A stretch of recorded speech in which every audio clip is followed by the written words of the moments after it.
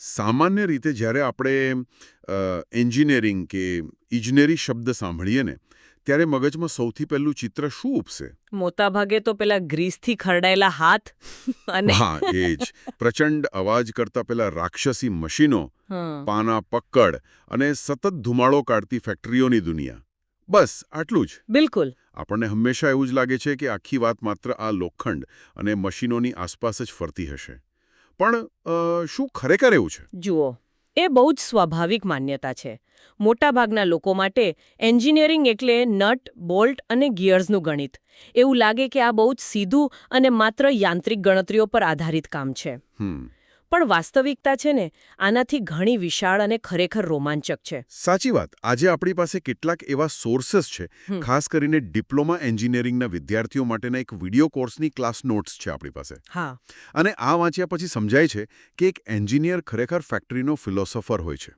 આજના આ ડીપ ડાઇવમાં આપણો વિષય છે ઔદ્યોગિક ઇજનેરી, મૂળભૂત સિદ્ધાંતો. અને આપણે કોઈ કંટાળાજનક લેક્ચરની જેમ વાત નથી કરવાના. આપણે આ 10 સ્લાઇડ્સને એક પછી એક એવી રીતે ડીકોડ કરીશું કે આ અઘરા ખ્યાલો એકદમ સરળ બની જાય. અને એ જ આપણું મિશન છે આજે, કારણ કે આ કોઈ સામાન્ય થિયરી નથી.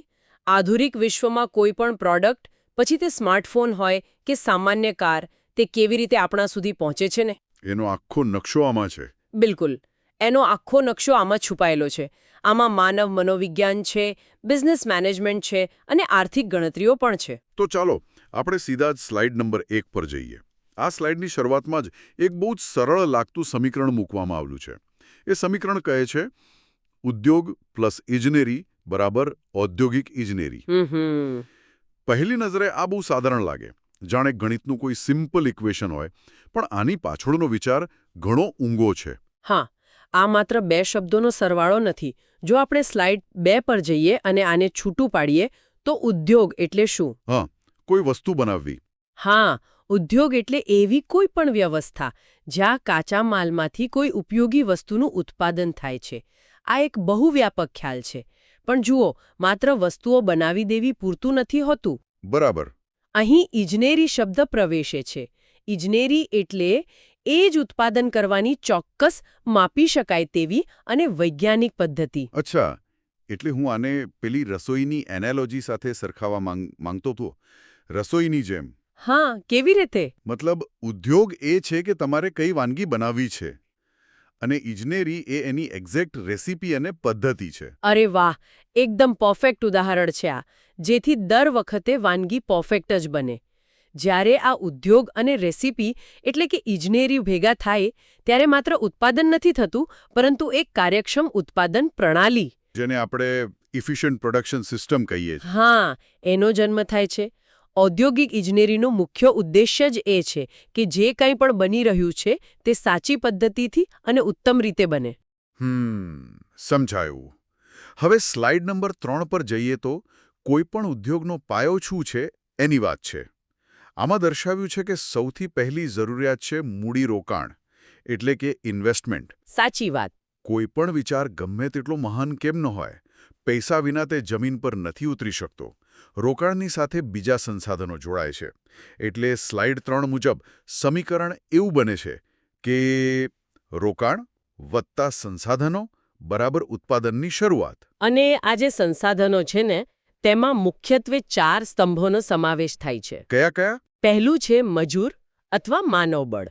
ભલે ગમે તેટલા આધુનિક મશીનો હોય, તેને ચલાવવા તો માણસો જોઈએ. બરાબર. બીજું છે કાચો માલ, જેના વગર તો કશું બનવાનું જ નથી. ત્રીજું છે મશીનરી, જે માણસની શક્તિને અનેક ગણી વધારે છે. અને ચોથું? વાહન વ્યવહાર. હા, વાહન વ્યવહાર, જે ઘણીવાર આપણે ભૂલી જ જઈએ છીએ.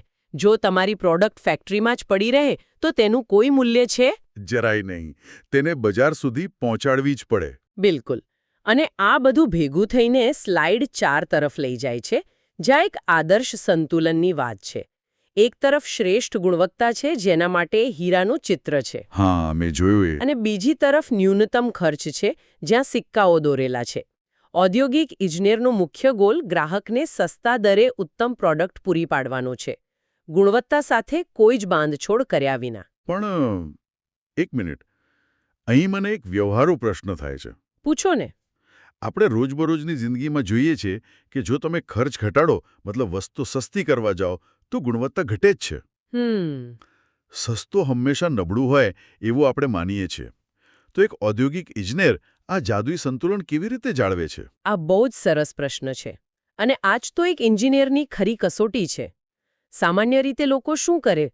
ખર્ચ ઘટાડવા સસ્તો કાચો માલ વાપરે અથવા કામદારોનો પગાર કાપે. બરાબર. પણ એક ઔદ્યોગિક ઇજનેર આવું ક્યારે નથી કરતો. તે પદ્ધતિ સુધારે છે.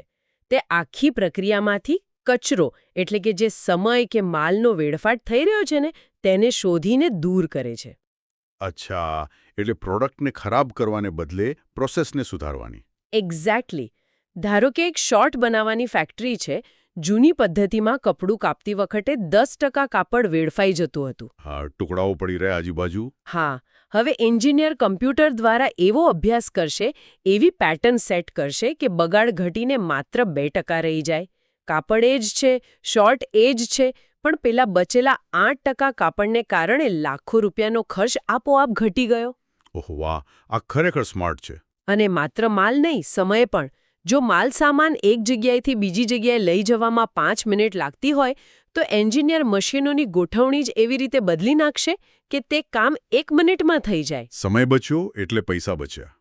અને આ જ વાત આપણને સ્લાઇડ નંબર 5 અને 6 પર લઈ જાય છે, જ્યાં ફેક્ટરીની અંદરની દુનિયા એટલે કે પ્લાન્ટ લેઆઉટ, રાઉટિંગ અને સાઇટ પસંદગીની વાત છે. હા, આ ત્રણેય ખ્યાલો ઉત્પાદનનું હૃદય છે. પ્લાન્ટ લેઆઉટ એટલે મશીનો ક્યાં ગોઠવવા, રાઉટિંગ એટલે ઉત્પાદનનો ક્રમ શું રહેશે, અને સાઇટ પસંદગી એટલે ફેક્ટરી કયા લોકેશન પર બનાવે. મને આ પ્લાન્ટ લેઆઉટ અને રાઉટિંગ છે ને એક સ્માર્ટ કિચન જેવું લાગે છે. કેવી રીતે? જુઓ, જો રસોડામાં ફ્રીજ એક ખૂણામાં હોય, ગેસ બીજા રૂમમાં હોય અને સિંક ત્રીજી જગ્યાએ હોય તો રસોઈ બનાવનારનો કેટલો બધો સમય માત્ર ચાલવામાં જ વેડફાઈ જાય. બિલકુલ સાચી વાત છે. એનો શારીરિક થાક પણ વધે અને રસોઈમાં સમય પણ બમણો લાગે. હા, પણ જો બધું એકદમ હાથની પહોંચમાં યોગ્ય ક્રમમાં ગોઠવાયેલું હોય તો ફટાફટ કામ પતે. ફેક્ટરીમાં પણ આવું જ હોય છે ને? એકદમ એવો જ હોય છે. જો ભારે માલ ઉચકવાની ક્રેન અને સ્ટોર રૂમ સામસામે છેડે હોય તો રોજ કેટલો સમય હેરફેરમાં જાય. આ ઉપરાંત સ્લાઇડ 6માં બીજો એક બહુ જ અગત્યનો કોન્સેપ્ટ છે, જાળવણી અથવા મેન્ટેનન્સ અને શૂન્ય ડાઉનટાઈમ. આ શૂન્ય ડાઉનટાઈમ એટલે પેલું ઝીરો ડાઉનટાઈમ, મશીન ક્યારેય બંધ જ ના પડે એવું? હા, ડાઉનટાઈમ એટલે એ સમયે જ્યારે મશીન બગડી ગયું હોય અને કામ અટકી ગયું હોય. એ તો મોટું નુકસાન કહેવાય, કારણ કે મશીન બંધ છે પણ મજૂરોનો પગાર તો ચાલુ જ છે ને. બરાબર. એટલે જ ઔદ્યોગિક ઇજનેર અગમચેતી વાપરે છે. તે મશીન બગડવાની રાહ નથી જોતો, તે નિયમિત જાળવણી કરે છે. જો કોઈ સ્પેર પાર્ટ્સ 1000 કલાક પછી ઘસાઈ જવાનો હોય તો તે 990 કલાકે જ, જ્યારે રવિવારે ફેક્ટરી બંધ હોય ત્યારે તેને બદલી નાખે છે. અરે વાહ! એટલે કામના સમયે કોઈ વિક્ષેપ નહીં. આ તો ખરેખર ગજબનું આયોજન કહેવાય. પણ હવે જે સ્લાઇડ 7 અને 8 આવે છે ને એ થોડીક મને કન્ફ્યુઝ કરે છે. કેમ? એમાં શું છે? સ્લાઇડ 7 દર્શાવે છે કે ઔદ્યોગિક ઇજનેરી માત્ર મશીનો પૂરતી મર્યાદિત નથી. તેમાં ફિનાન્સ, મેનેજમેન્ટ, માર્કેટિંગ અને HR એટલે કે હ્યુમન રિસોર્સ પણ સામેલ છે. હા. પણ થોભો, એક એન્જિનિયર HR અને માર્કેટિંગ શા માટે સંભાળે? એનું કામ તો માત્ર ફેક્ટરીમાં માલ બનાવવાનું જ છે ને. માર્કેટિંગવાળા માર્કેટિંગ કરશે. મને પણ શરૂઆતમાં એવું જ લાગતું હતું. પણ જુઓ, આને થોડા મોટા પાયે વિચારીએ. ધારો કે એક ઇજનેરે પોતાની બધી આવડત લગાવીને દુનિયાનું શ્રેષ્ઠ અને સૌથી મજબૂત ટાઈપરાઇટર બનાવ્યું. ઓકે. એની ક્વોલિટી એકદમ જોરદાર છે. પણ શું આજે કોઈ તેને ખરીદશે? ના ભાઈ, અત્યારે ટાઈપરાઇટર કોણ વાપરે? બધા પાસે લેપટોપ છે. બરાબર ને? એટલે જો ઇજનેર માર્કેટિંગ વિભાગ સાથે સંકલન નહીં કરે, બજારમાં ગ્રાહકની માંગ શું છે એ નહીં જાણે, તો તે એવી વસ્તુઓ બનાવતો રહેશે જેની કોઈને જરૂર જ નથી. પોઈન્ટ છે આ વાતમાં. અને એટલે જ માર્કેટિંગ જરૂરી છે. અને HRની વાત કરીએ તો સ્લાઇડ 8માં એક બહુ જ મહત્વની વસ્તુ લખી છે, વર્ક સ્ટડી અને સલામતી. વર્ક સ્ટડી એ વળી શું? એનો સીધો સંબંધ માણસના શારીરિક થાક ઘટાડવા સાથે છે. એક ઇજનેરે જોવાનું છે કે કામદાર કઈ રીતે કામ કરે છે. ધારો કે કોઈ કામદાર આખો દિવસ સ્ક્રૂ ફિટ કરે છે અને એનાથી એના કાંડામાં દુખાવો થાય છે. હા, સતત એક જ કામ કરવાથી એવું થાય. તો ઇજનેર શું કરશે? તે ટૂલ એટલે કે સાધનની ડિઝાઇન એવી રીતે બદલશે કે કામદારના હાથ પર દબાણ ન આવે અને એર્ગોનોમિક્સ કહેવાય. આનાથી કામદારનો થાક ઘટશે, જે સીધું એચઆરનું કામ છે. કામદારોનું ધ્યાન રાખવું. ઓહ, આ તો એકદમ નવી જ દૃષ્ટિ મળી મને.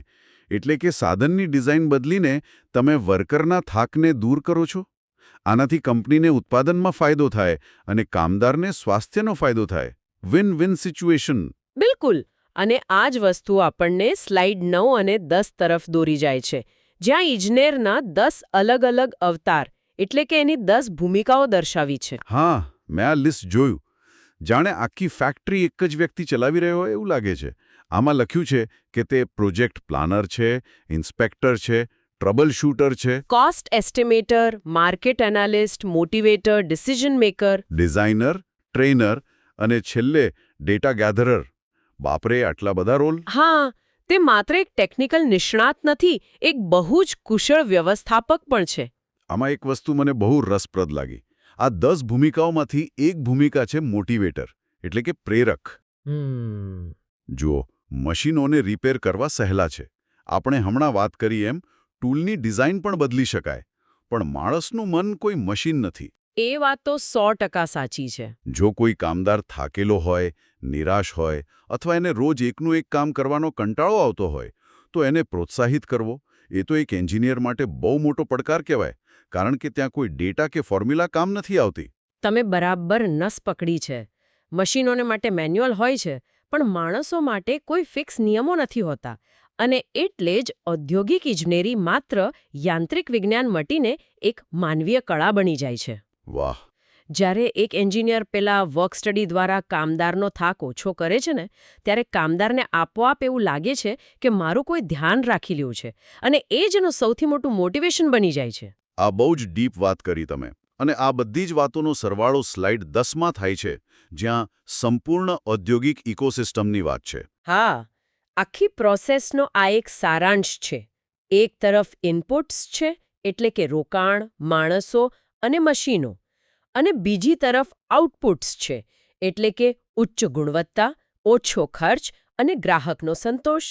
અને આ બંનેની વચ્ચે છે આપણી ઔદ્યોગિક ઇજનેરી, જે આ 10 ભૂમિકાઓ અને પેલી કાર્યક્ષમ પદ્ધતિઓનો ઉપયોગ કરીને ઇનપુટને આઉટપુટમાં ફેરવે છે. બિલકુલ. આ એક એવી વૈજ્ઞાનિક કળા છે જે ઉત્પાદનની દરેક કડીને મજબૂત બનાવે છે. એક સાચો ઔદ્યોગિક ઇજનેર ખરેખર આખી સિસ્ટમનો આર્કિટેક્ટ છે. તો આજે આ ક્લાસ નોટ્સના માધ્યમથી આપણે બહુ જ રસપ્રદ સફર ખેડી. એન્જિનિયરિંગ એટલે માત્ર મશીનો નહીં, પણ માણસો અને સિસ્ટમનું એક અદ્ભુત બેલેન્સ છે, એ આપણને સમજાયું. સાચી વાત. પણ જતા પહેલા સાંભળનારાઓ માટે હું એક વિચાર છોડી જવા માંગુ છું. આપણે આજે વાત કરી કે એક એન્જિનિયરનું કામ મશીનો માટે શૂન્ય ડાઉનટાઈમ લાવવાનું અને સિસ્ટમને એકદમ પરફેક્ટ બનાવવાનું છે. સાથે જ તેણે માનવ મજૂરો માટે મોટિવેટર પણ બનવાનું છે.